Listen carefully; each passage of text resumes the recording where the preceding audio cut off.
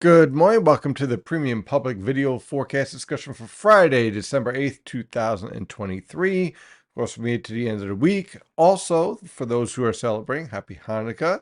Hope those celebrations over the, 8 crazy nights, if I believe that's right, are fun and festive and great for your family.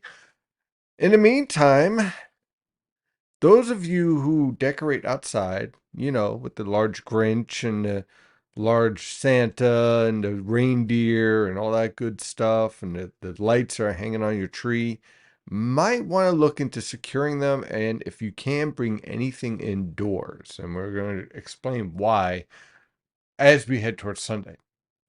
But for today, it's absolutely beautiful. Tranquil conditions are in place. Temperatures range from the upper 20s to lower 30s over the northern interior and many of your suburbs, mid 30s, pushing into the upper 30s in your urban areas. Winds are generally light and variable. It's pretty quiet out there. It's tranquil. And you can see on our surface map, we have a few troughs hanging around the area, but for the most part, quiet conditions. But you see this warm front here? This is the leading edge of what we call warm air transport. We're going to see warmer conditions take hold as we move on through the rest of today into tomorrow. And it's going to get very warm for much of this weekend. But don't get too used to it because the bomb's going to drop out by the time we get to Monday morning. We'll explain why. So we have this warm air transport. And you can see it also here at 850 millibars. It's warm air from the Mississippi River Valley and the southern plains heading right into our area, driving out the cold air that's been in place for the past couple of days. That's all going to exit. Now you might be saying to yourself, Stephen, it's warm. It's December. I don't want warm weather. I want snow flurries. I want cold conditions. Well, don't worry. This is part of the process. So you could see right now on the infrared satellite picture that warm air getting ready to invade with these higher clouds and some cirrus and some cumulus clouds building into the region, lifting on through. No major storms yet. But changes are on the way. Changes are starting to evolve. You can see our pattern here that has been very progressive and fast moving and separated. In other words, the polar jet stream's doing its thing, the subtropical jet stream's doing that thing, and it's staying separate. It's not really interacting all that much. That is going to start to change this weekend gradually. In the meantime, notice we have a pretty impressive storm out here in the northern Atlantic, transporting quite a bit of warm air into Greenland and the Arctic. I wonder what that would do. Well, it's certainly starting to amplify this polar jet stream a bit, isn't it? And it's starting to create more and more transport from the mid latitudes where we live to the higher latitudes where Santa Claus lives. And we're seeing that transport also starting to take shape and evolve when we look at the stratosphere. Let's zoom out a little bit, and you can see very nicely here that transport starting to take shape. And the polar vortex is starting to warp. Now, I've gotten a lot of emails and requests saying, Stephen, I don't see any winter storms. And you won't, because this is December. And as you know, in the winter forecast, I said that December was going to be the warmest of the 3 months. And I know a lot of people are always hoping for a white Christmas, but I have to remind everyone again, climatologically speaking, even under the best conditions, there's a less than 10% chance of that happening because of our sea surface temperatures, just the natural way that these patterns evolve. And typically in El Nino seasons, more of your stormy conditions happen in January and February, and a little bit of March.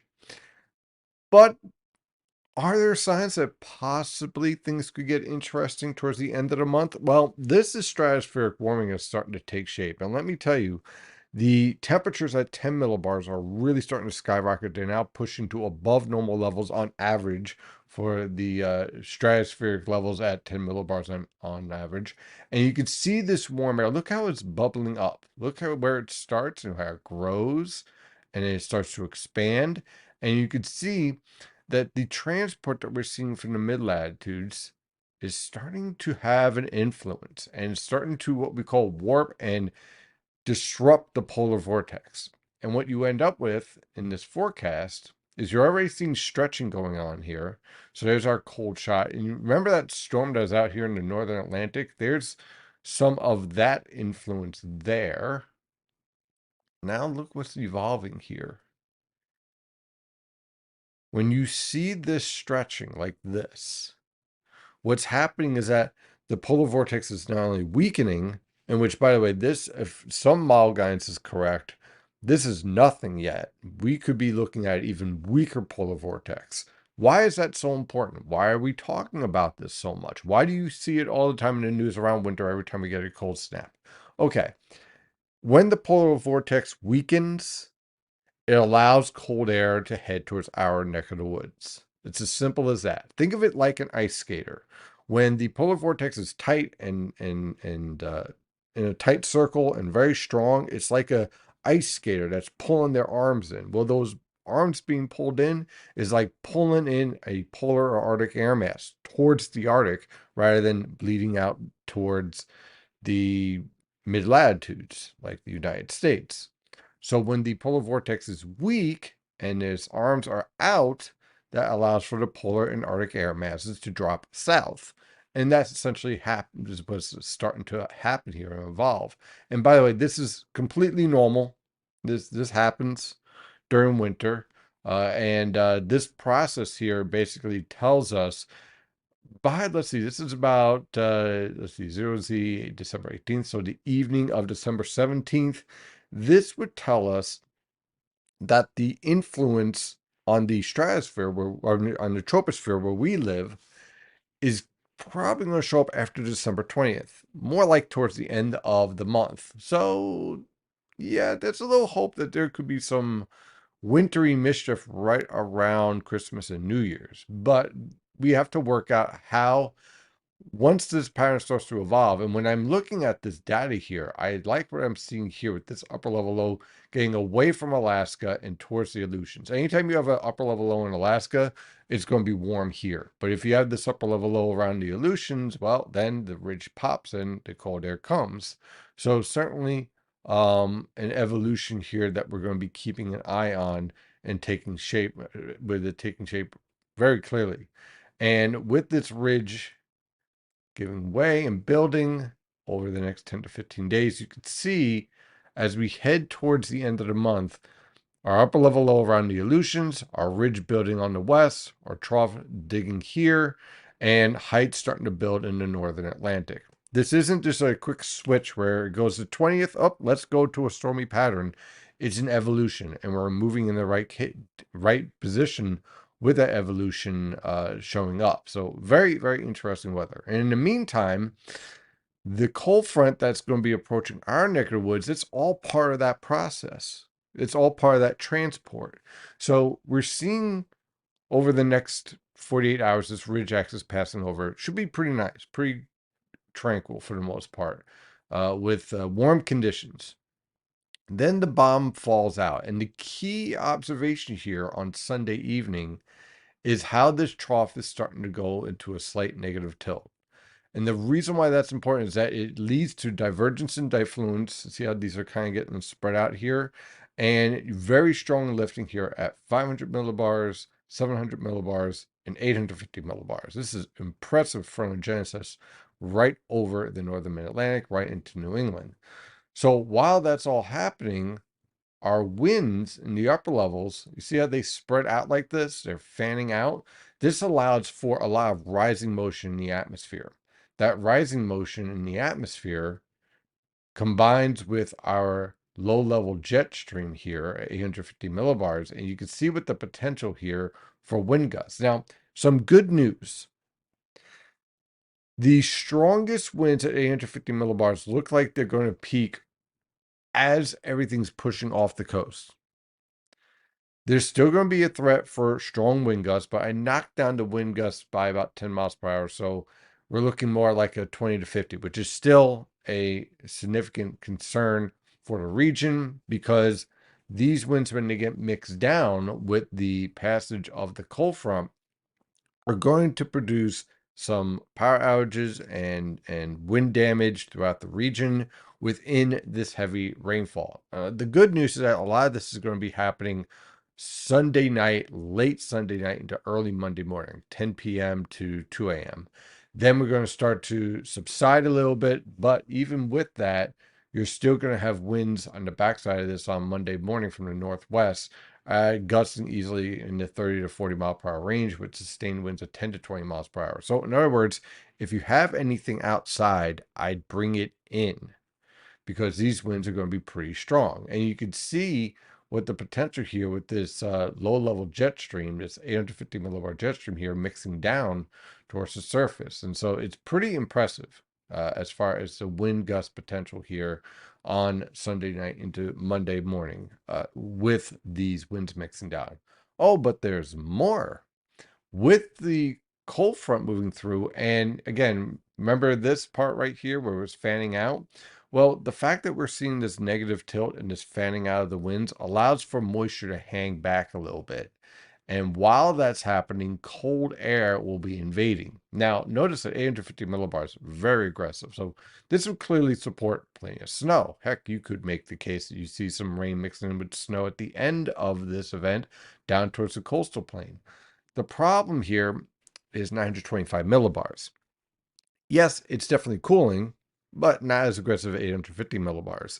And that has an impact on the snow type. So higher snow ratios. So looking at maybe 6-to-1, 8-to-1 types of ratios. And the boundary layers are going to be more of a challenge to forecast for. So with that, the forecast for snowfall in this setup, which jump to right here, in this scenario here is going to be strongly elevation dependent.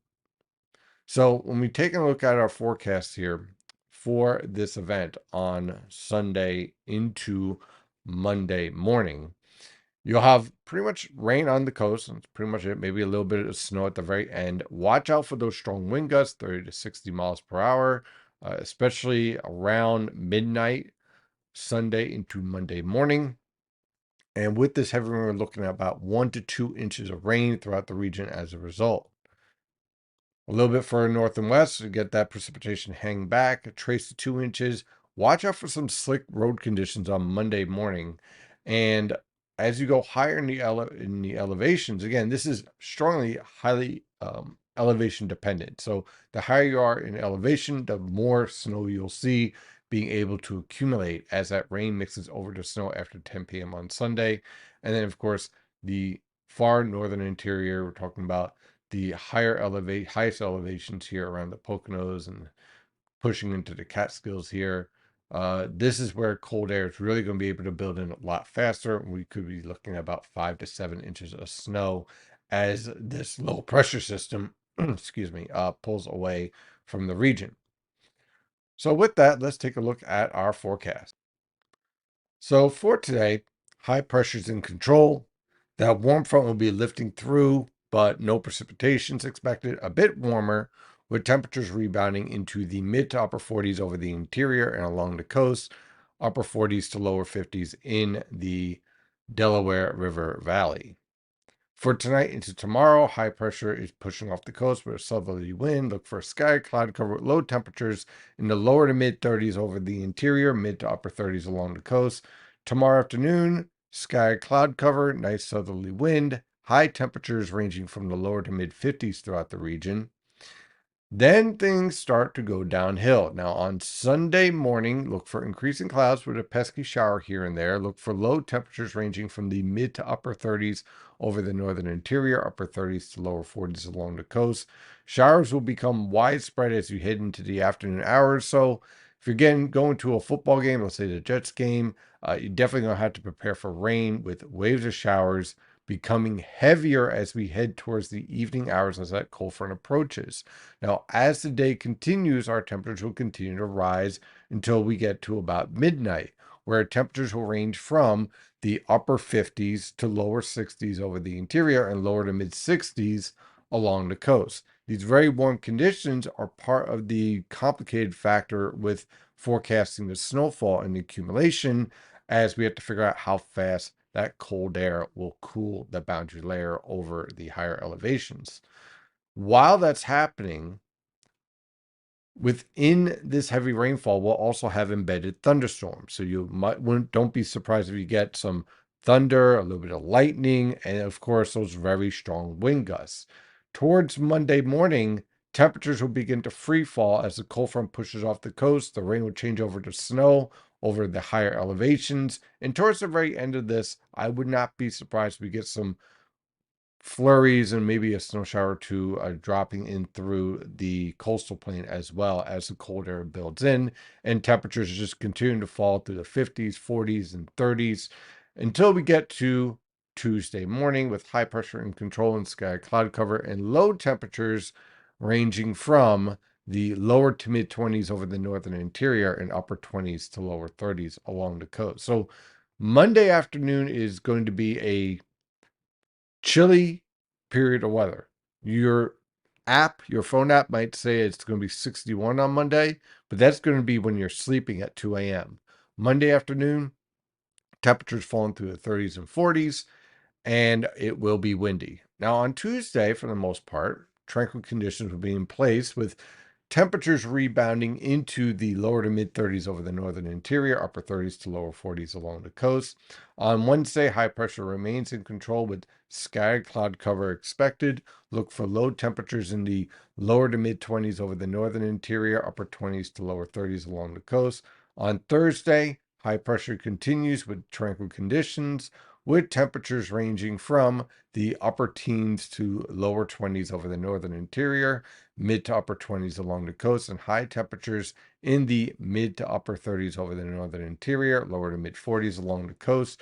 And on Friday, high pressure again in control with tranquil conditions. Look for low temperatures in the lower to mid 20s over the northern interior, mid to upper 20s along the coast, and high temperatures in the lower to mid 40s over the northern interior and mid 40s to lower 50s along the coast. That is your forecast discussion for today. I hope you are safe for Sunday. Again, if you can, bring everything inside that is loose. And as always, stay safe out there.